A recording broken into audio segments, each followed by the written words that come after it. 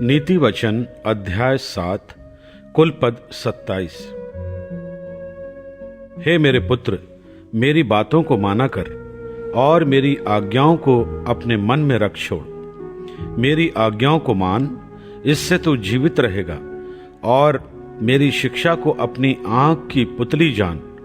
उनको अपनी उंगलियों में बांध और अपने हृदय की पटिया पर लिख ले। बुद्धि से कह, तू मेरी बहन है, और समझ को अपनी साथिन बना। तब तू पराई स्त्री से बचेगा जो चिकनी चुपड़ी बातें बोलती है। मैंने एक दिन अपने घर की खिड़की से अर्थात अपने झरोके से झांका। तब मैंने भोले लोगों में से एक निर्बुद्धि जवान को देखा। वह उस स्त्री के घर के कोने के पास की सड़क पर चला जाता था और उसने उसके घर का मार्ग लिया। उस समय दिन ढल गया और संध्या काल आ गया था, वरन रात का घोर अंधकार छा गया था। और देखो, उससे एक स्त्री मिली जिसका भेष वैश्या का सा था, और वह बड़ी धूर्त थी। वह शांति रहित और चंचल थी और अपने घर में ना ठहरती थी।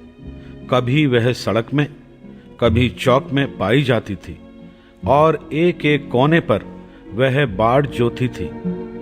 तब उसने उस जवान को पकड़कर चूमा और निर्लज्जता की चेष्टा करके उससे कहा, मुझे मेल बलि चढ़ाने थे और मैंने अपनी मन्नतें आज ही पूरी की हैं। इसी कारण मैं तुझसे भेंट करने को निकली। मैं तेरे दर्शन की खोजी थी और अभी पाया है। मैंने अपने पलंग के बिछौने पर मिस्र के बेल बूटे वाले कपड़े बिछाए हैं। मैंने अपने बिछौने पर गंधरस, अगर और दालचीनी छिड़की है। इसलिए अब चल, हम प्रेम से भोर तक जी बहलाते रहें।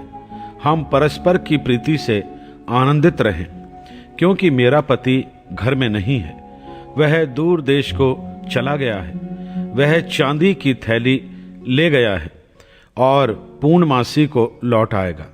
ऐसी बातें कह कहकर उसने उसको अपनी प्रबल माया में फंसा लिया और अपनी चिकनी चुपड़ी बातों से उसको अपने वश में कर लिया। वह तुरंत उसके पीछे हो लिया, जैसे बैल कसाई खाने को, या जैसे बेड़ी पहने हुए कोई मूढ़ ताड़ना पाने को जाता है। अंत में उस जवान का कलेजा तीर से बेधा जाएगा। वह उस चिड़िया के समान है जो फंदे की ओर वेग से उड़े और ना जानती हो कि उसमें मेरे प्राण जाएंगे। अब हे मेरे पुत्रों, मेरी सुनो और मेरी बातों पर मन लगाओ। तेरा मन ऐसी स्त्री के मार्ग की ओर ना फिरे और उसकी डगरों में भूल कर ना जाना, क्योंकि बहुत से लोग उसके द्वारा मारे पड़े हैं। उसके घात किए हुओं की एक बड़ी संख्या होगी। उसका घर अधोलोक का मार्ग है, वह मृत्यु के घर में पहुंचाता है।